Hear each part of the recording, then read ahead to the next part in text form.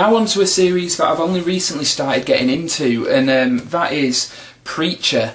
I started getting into this because I heard that Sam Mendes was going to direct the film, and then obviously that all fell through, and apparently today it's been announced that Joe Carnahan, director of Narc and Smoking Aces and the new A-Team, he wants to do Preacher. Now, what I've read so far, I've read the first 3, I'm on to volume 4. It's kind of like, how the hell can you make this into a film? Maybe if you did it as a TV series on a channel like HBO where, you know, you didn't have to pull your punches, then you could possibly do it. But I can't see it being a film. Having said that, I would like to see somebody with kind of such a kinetic style like Joe Carnahan have a go at it. I think he could really do a good job, because I'm a Smoking Aces defender. I mean, obviously Narc is a legitimately good film. Smoking Aces is a guilty pleasure, but I honestly think it's a lot better than people give it credit for. So I'm kind of looking forward to see if that comes to fruition. But anyway, we've got volume 1 of Preacher, which when I read it, I'm not going to lie, I did find it almost difficult to get into because it does have a style all of its own. So volume 1 I enjoyed, but it didn't latch onto me as I thought it would. However, once I got onto volume 2, which I think is, as I said, I've read the first 3, I think this is possibly going to be the best of the series, because I honestly do not see how they could better this. It's basically 2 stories in one. The first half is about Jesse Custer, the main character, his backstory, and the second half is just about a fucked up sex orgy party thing, which is awesome. For anybody who doesn't know the story of Preacher, it's about a reverend called Jesse Custer who has a kind of a cross between an angel and a demon called Genesis enter his body and give him the word of God.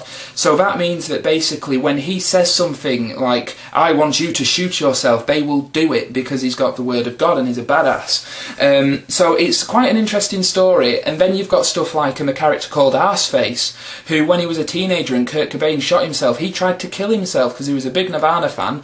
He failed, and now his face looks like an arse, and he's literally called Arseface. This is the kind of book that we're talking about, and it's fucking awesome. So that's Preacher Volume 2, which up to now I think is the best, and honestly I don't see them doing any better than this. And then I got on to Volume 3, which is called Proud Americans. This was a good story. It was not as good as Volume 2, but I really did enjoy them showing Jesse Custer's father's story in Vietnam at the beginning. That was cool. And you get Cassidy, who's a vampire. You get his backstory as well, coming over from Ireland to America. That was cool. So all in all, a very good book, and highly recommend it. I'm about to move on to Volume 4, which is Ancient History. Now this has a different artist and everything from the others, because it's slightly different. It's a collection of apparently short stories, basically for all the secondary characters, giving their history and stuff. So I'm really looking forward to diving into this, because one thing about Preacher is every secondary character is very, very interesting. So yeah, that's Ancient History. Now the rest I'm going to get onto, I haven't read any of these, but hopefully will have in the next couple of weeks. The first is Volume 5, and that's Dixie Fried, as you can see there, quite a nice cover. I don't know what any of these are about, because I refuse to read the blurbs before I delve into them, because I'm so into the series at the moment that I really don't want to spoil anything. The next one is Volume 6, and that is War in the Sun, and I really like that cover. Very, very cool shit. Then we've got Volume 7, which is Salvation. As you can see, that's a bit of a fucked up cover, so I'm really looking forward to seeing what this one's about. Then we've got Volume 8, which is All Hells Are Coming. Looks pretty badass.